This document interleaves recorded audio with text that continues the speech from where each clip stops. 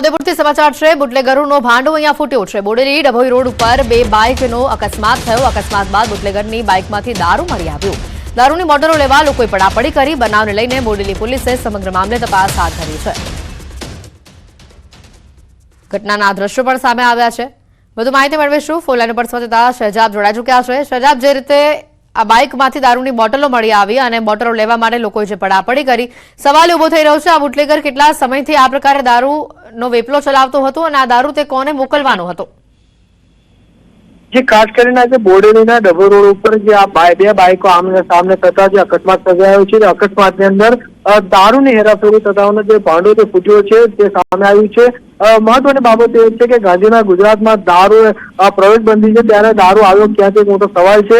પરંતુ આજે બાઇક ઉપર જે બાઇક પર દારૂ લઈને જવાઈ રહ્યો હતો તે સમયે અકસ્માતની અંદર દારૂની બોટલનું જે બેગ છે નીચે પડી જતા આસપાસના વિસ્તારના લોકો પણ તેની પર પડાપડી કરી હતી ને જે દારૂની લૂંટ ચલાવી હતી।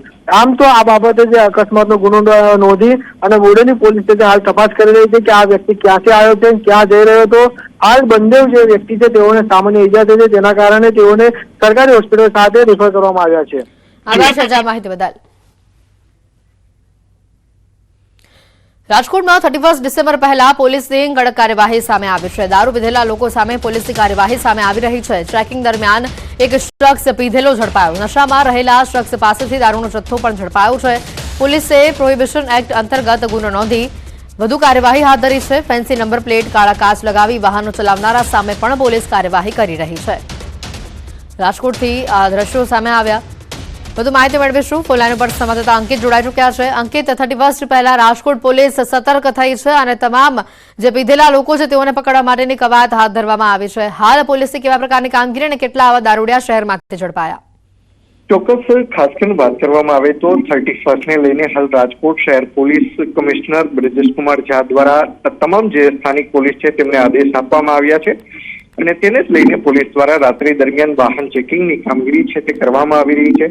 ખાસ કરીને જે દ્રશ્યો સામે આવી રહ્યા છે, આ દ્રશ્યો ગઈકાલે કિસાનપરા ચોક ખાતેના સામે આવ્યા છે કે જ્યાં સ્થાનિક પોલીસ દ્વારા વાહન ચેકિંગની કાર્યવાહી હાથ ધરવામાં આવી હતી। ત્યારે પાણીની બોટલની અંદર દારૂ લઈને જતા હોવાનો એક શખ્સ છે તે પણ ઝડપાઈ ચુક્યો છે। સાથોસાથ બ્રેથ એનાલાઇઝર દ્વારા પણ પોલીસ દ્વારા ચેકિંગની કાર્યવાહી છે તે હાથ ધરવામાં આવી છે। તમામ જે પીધેલા વ્યક્તિઓ હતા તેમના વિરુદ્ધ પ્રોહિબિશન એક્ટ અંતર્ગત ગુનો છે તે દાખલ કરવામાં આવ્યો છે।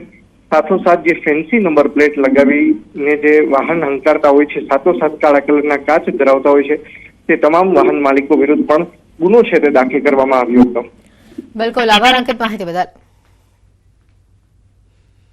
વડોદરાથી સમાચાર છે। બિરસુ ગેંગના સાગરીતોનું સરઘસ કાઢવામાં આવ્યું। 25 લાખની ઉઘરાણી કરી ધાક ધમકી આપનારનું સરઘસ કાઢવામાં આવ્યું। મહિલા તેમજ પુત્રીને ગેંગરેપની ધમકી આપી હતી। આરોપીઓને પોલીસે દોરડા બાંધીને ભર બજારે ફેરવ્યા। ત્યારે પોલીસ ઇન્સ્પેક્ટરે કહ્યું કે જનતામાં આવા અસામાજિક તત્વોનો ડર ઓછો થાય તે માટે સરઘસ કાઢ્યું। આવા અસામાજિક તત્વોથી તમારે ડરવાની જરૂર નથી, પોલીસ તમારી સાથે છે। વડોદરા શહેરના પબ્લિકમાં ડર ઓછો થાય કે ભાઈ લુખ્ખા માણસોને પ્રત્યે પોલીસ ખૂબ જ કડક છે। આખા ગુજરાત રાજ્યની અંદર કોઈ પણ ટપોરીઓ માથું ઊંચું ન કરે અને સમાજમાં સારી રીતે લોકો રહી શકે એના માટે ખાસ ફરિયાદીને સંતોષ તો બરોબર છે, પરંતુ બીજા લોકોને પણ એક પ્રેરણારૂપ થાય કે ભાઈ આવા લુખ્ખા લોકો કોઈ ફરીવાર આવું ગુનો ન કરે, એના માટે ખાસ આજે વરઘોડો કાઢવામાં આવ્યો છે અને ખૂબ જ બીજી ફેરવું આવી ભૂલ ન થાય અને બીજા પણ અસામાજિક તત્વો કોઈ માથું ઊંચું ન કરે એના માટે ખાસ ઉદાહરણરૂપ આપવામાં આવેલું છે આજ વડોદરા શહેર પોલીસ વતી। યાત્રાધામ ડાકોરના દર્શનાર્થી માટે મહત્વના સમાચાર સામે આવી રહ્યા છે। ડાકોર મંદિરના દર્શનમાં ફેરફાર કરાયો છે। ગુજરાતના સુપ્રસિદ્ધ યાત્રાધામ ડાકોરમાં રણછોડજીના દર્શનમાં ફેરફાર કરવામાં આવ્યો છે। હવે ભક્તોને રણછોડજી સવારે વહેલા દર્શન આપશે। રણછોડજી ભક્તોને સવારે 6:15 દર્શન આપશે। અત્યાર સુધી 6:45 મંગળા આરતીના દર્શન થતા હતા। હવે તે સમયમાં ફેરફાર કરાઈને 6:15 સમય કરવામાં આવ્યો છે। ભગવાન રણછોડજીને આજથી વિશેષ ભોગ પણ ધરાવવામાં આવશે। સવારે વહેલા ભગવાનને ધનુમાસની ખીચડી ધરાવવામાં આવશે। યાત્રાધામ ડાકોરમાં આ ખીચડીનું વિશેષ મહત્વ રહેલું છે। વધુ માહિતી મેળવીશું। ફોન લાઈન પર સંવાદદાતા ઉમંગ જોડાયા છે। ઉમંગ, ડાકોર મંદિરના દર્શનમાં ફેરફાર કરવામાં આવ્યો છે। ભક્તો માટે ખાસ સમાચાર 6:45 પહેલા સમય હતો, જે હવે 6:15 કરાયો છે। વધુ માહિતી શું? બિલકુલ હેતવી વાત કરવામાં આવે તો સુપ્રસિદ્ધ યાત્રાધામ ડાકોરમાં રણછોડરાયના મંદિરમાં દર્શનનો ફેરફાર કરવામાં આવે છે. વાત કરવામાં તો આજથી ધનુમાસનો પ્રારંભ થયેલો છે. ધનુમાસનું ડાકોર રણછોડરાયનું અનેરો મહિમા રહેલો છે. આ ધનુમાસ દરમિયાન ભગવાનને રોજ ધનુર હોય છે તેની ખીચડી ધરવામાં આવે છે અને આ ખીચડીનો ભોગ ભક્તોને ત્યાં આગળ પીરસવામાં આવતો હોય છે. આજે મંદિર ટેમ્પલ કમિટી દ્વારા ધનુમાસને લઈને જે ભગવાનની મંગળારતી પહેલા જે સવારે 6:45 કલાકે જે કરવામાં આવતી હતી તે આજથી 6:15 કરવામાં આવશે. એટલે ડાકોર વાળા જે ભક્તો છે તેમને ભગવાન વહેલી સવારે 6:15 થી દર્શન આપશે અને સૌ પ્રથમ ભોગ ધનુર ખીચડીનો ધરાશે અને તે ભોગનો પણ પ્રસાદ ભક્તોને આપવામાં આવશે. જી બિલકુલ ઉમંગ, આ ધનુર ખીચડીનું મહત્વ કેટલું રહેલું હોય છે ભક્તો માટે? પણ બિલકુલ ધનુર્માસની અંદર ભગવાનને અલગ અલગ ધાન્ય પાકો જેમ કે બાજરી, મગ, મકઈ સહિતના જે પાકોની ખીચડી બનાવવામાં આવતી છે અને આ ખીચડી ભગવાનને ધરાવવામાં આવે છે અને જે ભોગ છે તે જે ભક્તો હોય છે તે પોતાનું યથાશક્તિ દાલ ભેગ આપીને લઈ શકતા હોય છે. અને આ ધનુર્માસનું અનેરો મહિમા રહેલો હોય છે કારણ કે દર ધનુર્માસની અંદર ભગવાન રણછોડરાય સાક્ષાત આ ભોગની અંદર આવતા હોય તેવી એક માન્યતા લોકોમાં પણ રહેલી હોય છે. આભાર ઉમંગ માહિતી બદલ. સત્તાધાર ધામ અને આપા ગીગાની જગ્યાનો વિવાદ સુરત ખાતે હવે પહોંચ્યો છે. ગુર્જર ક્ષત્રિય કડિયા સમાજના લોકો જિલ્લા કલેક્ટર કચેરીએ મોરચો લઈને પહોંચ્યા. જગ્યા અને તેના મહંત વિજય બાપુને બદનામ કરવાનો પ્રયાસ થઈ રહ્યો હોવાનો આક્ષેપ કરવામાં આવ્યો. પૈસા પડાવવાના કાવતરા કરી લોકોની ધાર્મિક અને સામાજિક લાગણીને ઠેસ પહોંચાડવાનો પ્રયાસ કરવામાં આવ્યો હોવાનું નિવેદન સામે આવ્યું. આક્ષેપ કરનારા સામે તટસ્થ તપાસ કરવાની માંગ સાથે જિલ્લા કલેક્ટરને આવેદન પાઠવવામાં આવ્યું છે.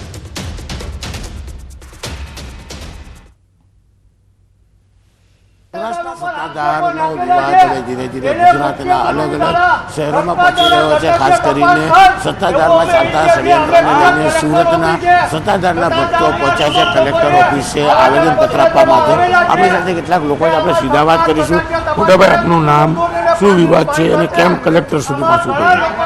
મારું નામ જિગ્નેશ ગેડિયા છે. અમે જે અત્યારે ઘણા 4-5 મહિનાથી જે સત્તાધામ 18 આલમની આસ્થાનું જે પ્રતીક છે, અમારી ગુરુ ગાદી છે, એના ઉપર જે ખોટા અત્યારે એલિગેશન્સો અને ખોટા આરોપો જે લગાવવામાં આવેલા છે, તો એ જે અમુક લોકો, ચોક્કસ લોકો, આ લોકો જે ષડયંત્ર રચી રહ્યા છે એની પાછળના ડાયરેક્ટરો અલગ છે, એના પ્રોડ્યુસર અલગો છે.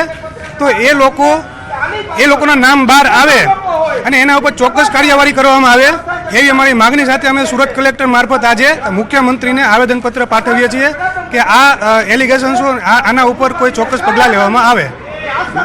કહી શકાય કે સત્તાધારનો વિવાદ ધીરે ધીરે વકરી રહ્યો છે. ખાસ કરીને અંદરનો વિવાદ છે તેને લઈને હવે સુરતમાં ભક્તો રસ્તા પર ઉતર્યા છે, કલેક્ટરને આવેદનપત્ર આપી રહ્યા છે અને આગામી દિવસમાં આ આંદોલન સમગ્ર ગુજરાતમાં ધીરે ધીરે આગળ વધતું દેખાઈ રહ્યું છે. કેમેરામેન ભરત બ્રહ્મભટ્ટ સાથે કીર્તેશ પટેલ, ન્યૂઝ 18 ગુજરાતી, સુરત.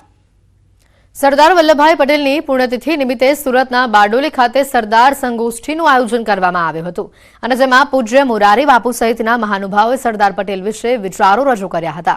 મોરારી બાપુએ સરદાર પટેલના વ્યક્તિત્વ ઉપર પ્રકાશ પાડ્યો. કાર્યક્રમમાં સરદાર પટેલ લડવૈયા કરતા ઘડવૈયા વધુ હોવાનો એક જ સૂર જોવા મળ્યો. બારડોલીના સ્વરાજ આશ્રમ ખાતે કાર્યક્રમનું આયોજન કરવામાં આવ્યું હતું. श्रवण करना एक विज्ञान है साहब, एक बहुत बड़ा विज्ञान है मेरी दृष्टि से. तो विनोदी थे, वरना विचारवान इतने गंभीर हो गए. इनमें धर्म के बारे में विचार करने वाले तो इतने गंभीर हो गए कि लगे कि इसके सामने बैठना इससे तो बेहतर है 1 महीना तिहाड़ जेल में चले. तो सरदार पटेल विनोदी थे. इसके विनोद के छोटे छोटे चुटकुले बहुत फेमस है, बहुत सुंदर. વહેલી સવારથી જ ઊંઝા એપીએમસી ચૂંટણીનું મતદાન શરૂ થઈ ચૂક્યું છે. ખેડૂત વિભાગની 10 બેઠકો માટે 20 ઉમેદવારો મેદાને છે. ખેડૂત વિભાગની 10 બેઠકો માટે 261 મતદારો મેદાને છે. ત્યારે 20માંથી 5 ઉમેદવાર દ્વારા ભાજપના મેન્ડેટવાળા ઉમેદવારને સમર્થન અપાયું. તો આ તરફ વેપારી વિભાગની 4 બેઠકો માટે 16 ઉમેદવારો મેદાને છે.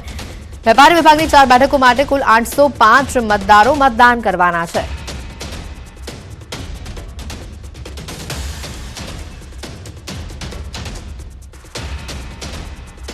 ખેડૂત પ્રતિનિધિના અંદર 200 કરતા વધારે મત પડી ચૂક્યા છે અત્યાર સુધીમાં અને અહીંયા વેપારીમાં લગભગ 568 કરતા વધારે મતદાનનું મતદાન થઈ ગયું છે. તમને શું લાગે છે ભાજપના ભારતીય જનતા પાર્ટીની પેનલ, બંને પેનલો 100% જીતશે. અત્યારના ચિત્રો બધી સારું એવું દેખાય છે. પાર્ટીએ સમરસ પૂરેપૂરતા પ્રયત્નો કરેલા છે અને અમારા કાર્યકર્તાઓ પણ સાથે લાગેલા છે. એક મળીને બધાને સાથે રાખવા પૂરતા પ્રયત્નો કરેલા છે અને એ પ્રયત્નો અમારા ચાલુ છે અને એનું પાલન થાય એના માટે પૂરેપૂરો આગ્રહ રાખેલો છે. ઊંઝા એ સમગ્ર એશિયામાં ખ્યાતનામ મસાલા બજાર છે, એટલે આની ચૂંટણી પ્રત્યે લોકોને ચોક્કસ જિજ્ઞાસા હોય, પણ અહીંયા આગળ ખૂબ જ સૌહાર્દભર્યા વાતાવરણમાં અત્યારે ચુનાવ થઈ રહ્યો છે. ખેડૂત વિભાગની 10 બેઠકો માટે 261 મતદારો મતદાન કરવાના છે. ખેડૂત વિભાગ માટે તમામ મતદારોનો જબરો ઉત્સાહ પણ જોવા મળી રહ્યો છે. એપીએમસી ચૂંટણીનું મતદાન વહેલી સવારથી જ શરૂ થઈ ચૂક્યું છે. ભાજપમાં બળવા વચ્ચે પણ શાંતિપૂર્ણ માહોલમાં મતદાનની પ્રક્રિયા અત્યારે થઈ રહી છે.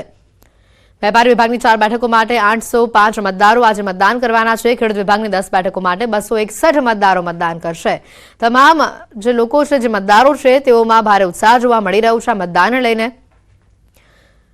ત્યારે સારી ટકાવારીમાં મતદાન થાય તેવી લોકો પણ અપીલ કરી રહ્યા છે. વધુ માહિતી મેળવીશું. એક કેતન જોડાઈ ચૂક્યા છે ફોન લાઈન પર સંવાદદાતા. કેતન, અત્યાર સુધીમાં કેટલી ટકાવારી આવી છે મતદાનની સામે? ચોક્કસથી જણાવી દઉં કે ઊંઝા એપીએમસી ચૂંટણીને લઈને સમાજ જે મતદારો હોય છે તેમાં ઉત્સાહ જોવા મળી રહ્યો છે. હાલની વાત કરીએ તો વેપારી મંડળમાં 4 બેઠક માટે છે આમાં મતદાન યોજાયું છે. તેમાં 805 જેટલા મતદારો છે. 805 મતદારોમાંથી 245 જેટલા જે મતદારો હોય છે તેમના દ્વારા મતદાન કરવામાં આવી ચૂક્યું છે. ત્યારે બીજી બાજુ વાત કરીએ તો ખેડૂત વિભાગની વાત કરીએ તો ખેડૂત વિભાગમાં 261 જેટલા જે મતદારો છે, મતદારોમાંથી 200 કરતા વધુ જે હોય છે તે મતદાન થઈ ચૂક્યું છે. એટલે કે ખૂબ જ ઉત્સાહ હોય છે તે મતદારોમાં જોવા મળી રહ્યું છે. 70% કરતા વધુ જે મતદાન થઈ ચૂક્યું છે. હજી સુધી 5 વાગ્યા સુધી મતદાન નથી, એટલે કે 90% કરતા વધુ મતદાન થાય તેવી પૂરી શક્યતા હાલમાં જોવા મળી રહી છે. બિલકુલ, આભાર કેતન માહિતી બદલ. તો ખેડૂત વિભાગની 10 બેઠકો માટે તમામ જે મતદારો છે તે મેદાને છે. સ્થાનિક સ્વરાજ્યની ચૂંટણીને લઈને બીજેપી એક્શન મોડ પર જોવા મળી રહી છે. બનાસકાંઠામાં કમલમ ખાતે બેઠક યોજાઈ. પ્રભારી મંત્રી બળવંતસિંહની હાજરીમાં આ બેઠકનું આયોજન કરવામાં આવ્યું. બેઠકમાં આગામી ચૂંટણી સંગઠન માળખાને લઈને વિશેષ ચર્ચા કરવામાં આવી, જેમાં મોટી સંખ્યામાં ભાજપ આગેવાનો હાજર રહ્યા હતા.